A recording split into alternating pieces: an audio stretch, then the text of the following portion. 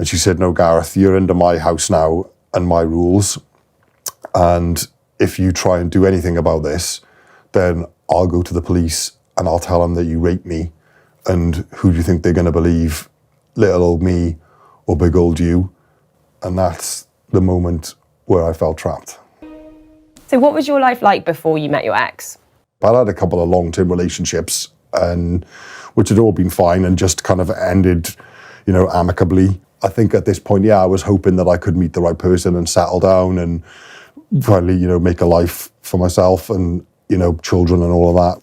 The best relationships I'd always been in has always been where I'd gone out and met somebody at a bar or at a club, and you kind of click that way. And I think the kind of dating game and world has moved on from there now, and it has become like this kind of online phenomenon. It's very rare, I guess, you go out and meet somebody in a pub or in a club now. So yeah, I think that's how I kind of thought, well, I need to get myself back out there and put myself back on. I'll put myself on one of these online apps again and see what comes out of it. I found my ex-girlfriend's profile on Plenty of Fish, and I ended up contacting her to ask her if she wanted to chat. So I think I just sent her a message just saying, like, you know, hi, how are you? You're very good looking, and are you looking for a relationship? Are you single? You know, what are you on the app for, basically? And would love to chat some more with you. That was it, really, just to begin with. And then I think a day or two later, I had a reply saying, you know, like, thanks for the kind message, and, you know, yeah, I'm not really sure what I'm here for at the moment, as a lot of people do say these days, but we'll see how things go. And yeah, I'm open for a chat. And then it just kind of moved from there. Then what did you do for your first time meeting?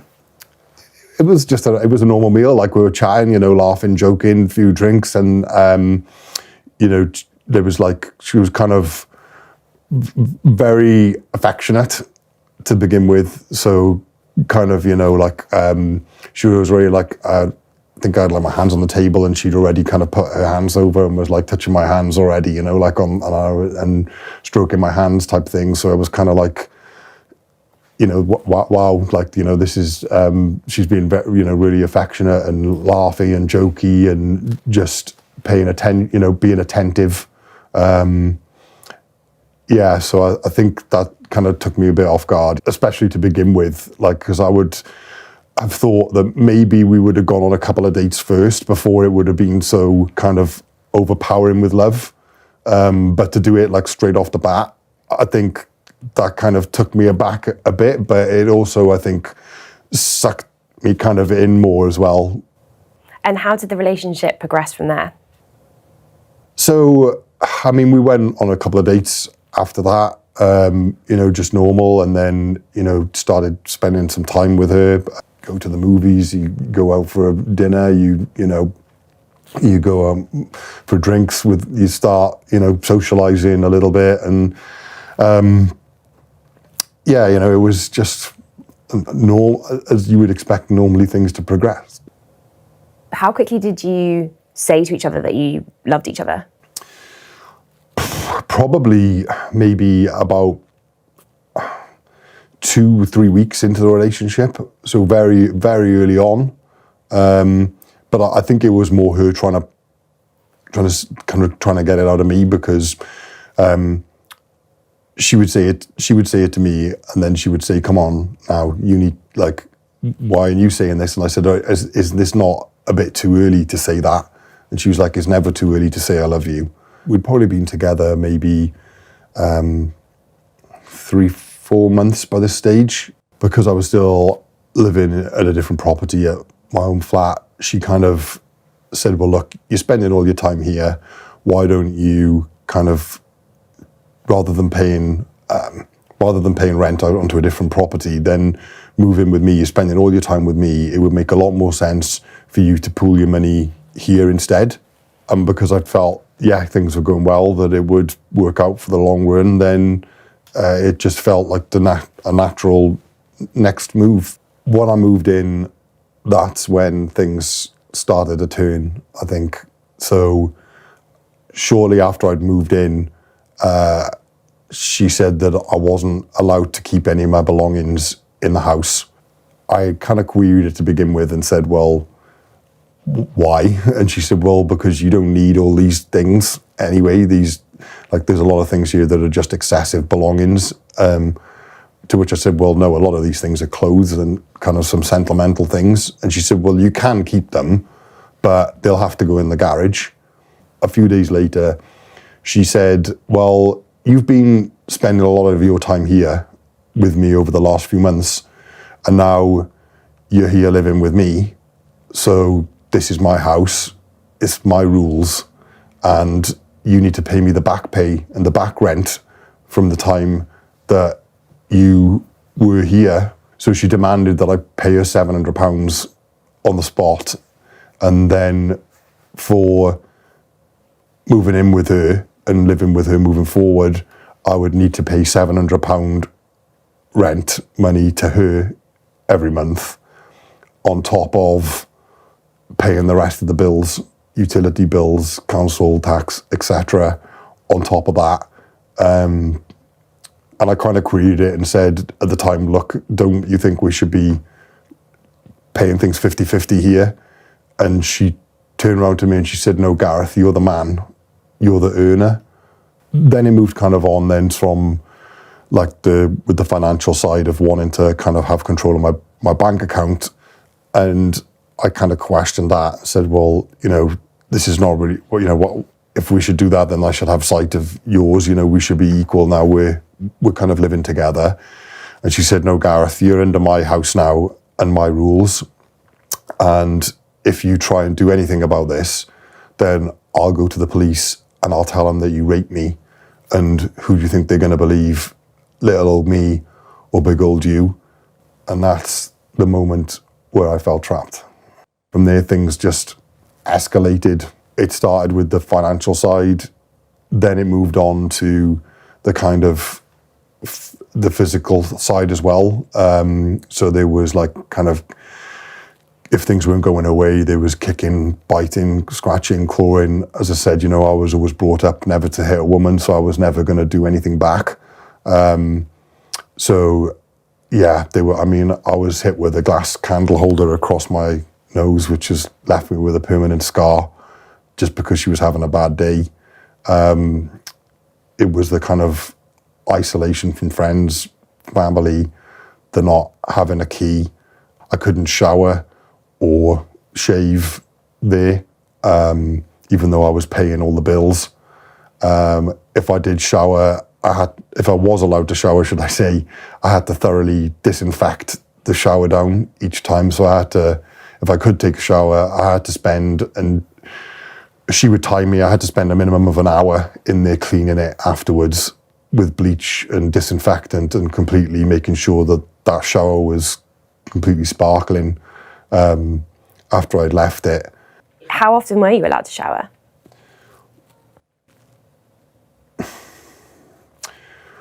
Once every 2 weeks, if I was lucky. So I used to sneak down the gym to try and shower. But she would, when she would kind of kick me out of the house, because I was only allowed to be in the house when she was there, I'd tried to kind of sneak some clothes into my laptop bag so I could go down to the gym and shower. But she would frisk my bag on the way out and frisk me before I was kind of forced to leave the house each time to check that I wasn't taking stuff. And if I had tried to sneak some shower stuff in, from the minimal clothes I was allowed to keep in the house, she would throw them on the floor and just kick me out anyway, so I couldn't then shower. And I suppose the biggest one was not being able to use the toilet. So, I wasn't allowed to defecate in the house. So if I needed to go, I was made to hold it in and walk to the local pub or supermarket to go. There was a couple of times I nearly didn't make it. How did you feel during that time when you weren't even allowed to go to the loo in your own house? I felt demoralised. I started feeling, put down because I was always being belittled, and it was always humiliation as well. What were the things that she said to you during the course of your relationship? What were the ways in which she belittled you? Well, because the sex became more and more demanding. So after I moved in, it maybe went from 2-3 times a day to maybe 5, 6, 7, 8 times a day at times. And then if I couldn't perform, it was around my manhood, and it was kind of being belittled on that side. And it was kind of the constant, oh, look at this chap, look how younger he is. She would tell me about, oh, you're the older one in this relationship, Gareth, and you're the, my body clock is ticking, and I want to get pregnant, and we need to get this baby sorted, and why can't you do this? And if I couldn't perform, then I was made to sleep on the floor with no covers on, with the window open, as kind of a punishment for it. And she kept telling me I had halitosis and bad breath all the time, so I kept believing it. And then she stopped believing it, but she said, I'm not going to kiss you anymore unless you drink at least half a bottle of mouthwash and eat some toothpaste, because that's how bad your breath is. So I then had to drink mouthwash and eat toothpaste before I could kiss her. But yeah, it was the only way that because I wanted to kind of still try to show that love towards her, I felt that I have no choice but to do it. How often did she make you drink mouthwash? 2-3 times a week. Sometimes every other day. And tell me a bit about the food and her control of you eating. With the food stuff, so basically she'd said that I need to lose weight, that I was, a fat, overweight whale, and that I needed to get down to, I can't remember exactly, but it was kind of under 14 stone. I ended up losing 4.5 stone in 2 months, because she said to me, well, the only way to get around losing weight, Gareth, when I'd said, well, isn't it more about healthy eating and exercise? She said, no, the way you get around losing weight is not eating. I'm not stopping you from eating, but you're only going to eat what I eat and when I eat, and I better not catch you doing anything more than that. The thing is if I did get to eat something, it never really sat with me, because I think my stomach had shrunk so much that I just couldn't really digest food then. And plus I knew that if I did eat something, I couldn't go to the toilet anyway. So I just kind of thought, well, I may as well just not eat, because I can't use the bathroom if I do. So, even if it is just a salad, what's the point? So what you're describing doesn't sound that kind of far off torture. Yeah, I think when I look back on it now, I think, you think, how could you treat another human being this way? But that is the whole control and coercive side of things, because it was, after I moved in, it was sudden but subtle, and it's the mind tactic, and it's what happens to begin with, and it's the very highs or very lows. There was never any middle ground. It was either really, really good or it was really, really bad. I remember we were away for a weekend in London, and we'd gone into Harrods, and she said to me, we're not leaving this store, Gareth, unless you buy me something expensive. And I kind of felt as if, well, what am I supposed to do here? I can't, And she said, no, I'm telling you, we're not leaving this store until you buy me something really expensive. And I remember I was wearing a jumper at the time, and she clawed me through my jumper, my sweater, so much that my arm started bleeding and blood started coming out of my arm up through my coat, because that's so hard. She grabbed my arm, and I had to go and do it. So yeah. How much did you have to spend on the bag? £2,000. How did you feel after you'd done that? I mean, I felt, what do you say, you know? I felt sad, really. My mum used to tell me, you're being treated like a dog. Like, you know, well, actually a dog, because we had a dog and the dog was actually better treated than I was. You know, I remember one incident where I was supposed to go to the library and work, and I'd snuck down to my mum's to go and see my parents, because I think they were getting worried about me. When I went down there, I think I still had a bruise on my arm, and my mum asked me the question and said, like, where did you get that bruise from? And I was tried to play it off as, you know, I was nothing. And she said, no, you don't, like, the position of that bruise on your arm, I think I tried to say that, I'd knocked it into a door or something like that. And she said, no, but I can see there's a claw mark, like, next to it, like a fingernails mark. She knew more then, and it was happening, you know, more frequently. And my ex had found out because she'd said, like, you know, I was getting constant messages all the time, constant phone calls, you know, where are you? And when she said to me, look, you can come back now, I'm home now, so I'll see you in 15 minutes. She tried ringing me, so I tried not answering, and then to which point she said, look, I know you with your mother, and if you are planning on coming back now, you're going to get a beating for it, because you didn't go where I told you to go, and you weren't there for as long as I told you to be there for, and you've been discovered and you've lied to me, so you're going to get punished for that.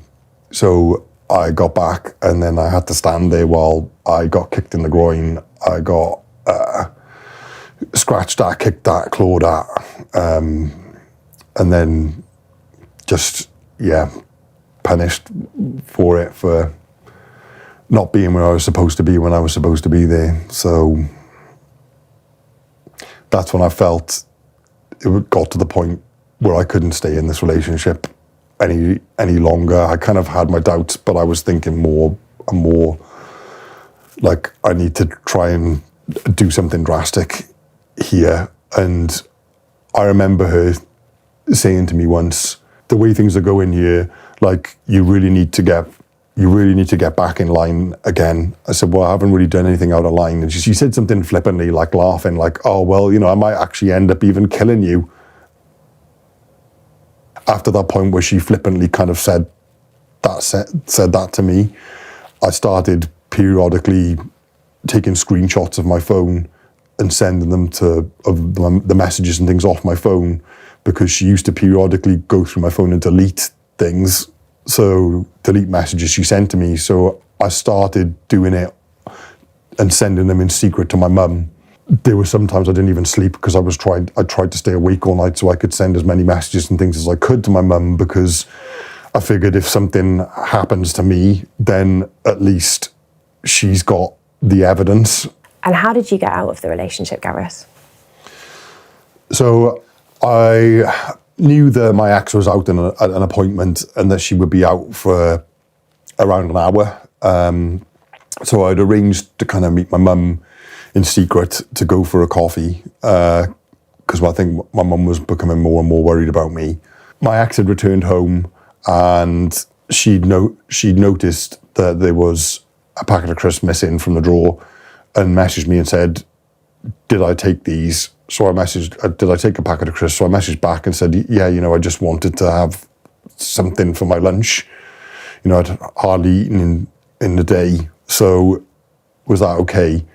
And she messaged me back and she said, no, absolutely not, you greedy load of expletives. And she said, you're definitely not eating again.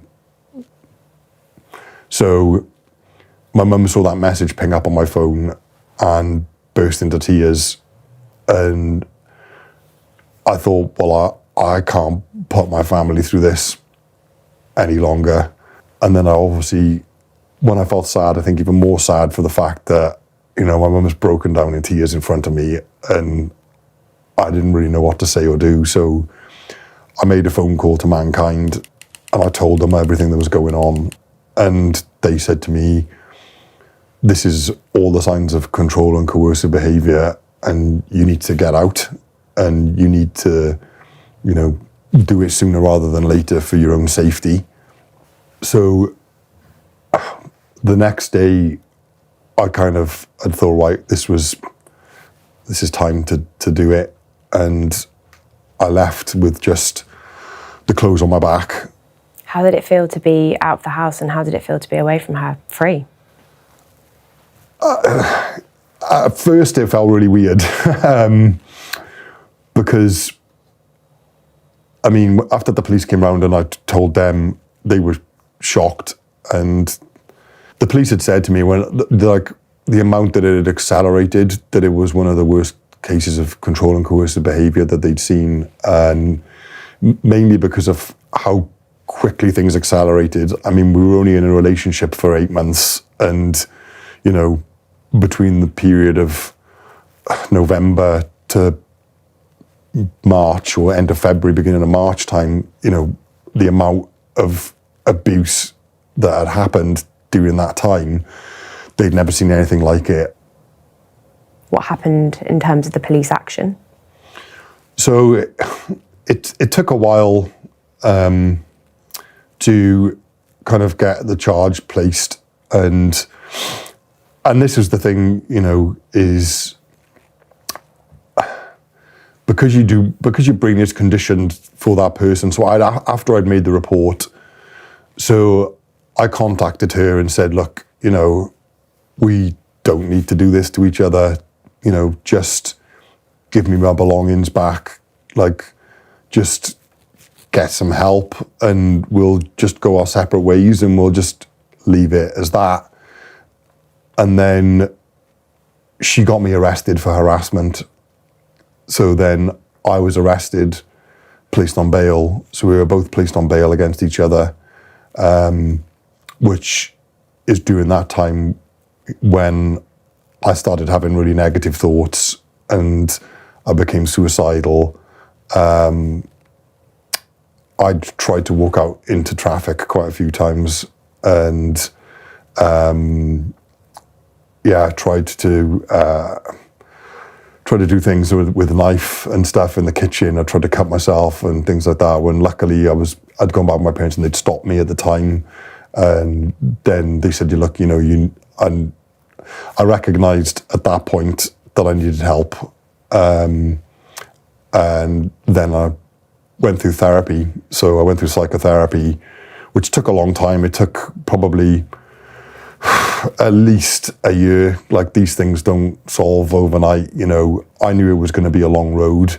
But I knew I needed to seek that help, you know, to get myself back on track again. I went through the therapy, and then as I was doing that, then they decided to place the charge on her and drop the charge against me. I had to write numerous statements during that time. It was kind of reliving it all the time. It was kind of going through, reliving all the evidence, everything, you know. And I mean, luckily I had all the overwhelming evidence on, you know, through the text messages, emails, everything, the phone calls, the pictures that I managed to take of the cuts, the bruises. And what was the conviction that she was given after the court trial? So she was given so she pleaded guilty 3 days into the trial, and she was given a 2-year suspended sentence with a mandated 35-day rehabilitation order by the judge and a 5-year restraining order against me and my parents. And how did you feel about that conviction? At the time, I felt frustrated about it, because I'd felt, you know, if this was a male, then would it have been the same outcome? Why have you decided to share your story and speak out about your experience? I think just because there is a stigmatism out there in society still, you know, that, you know, this can and does happen to men. And that if it can reach wider and can help somebody, you know, well, both male and female, recognise the signs and symptoms of domestic abuse and control and coercive behaviour, to try and get out of a bad situation, you know, try and reach out for help, then this is worthwhile doing it, you know. My life is back on track again, so it shows you, I think, that you can come out of this, you know, a better person. I'm at the stage now where I'm starting to date again, and I am hopeful for the future.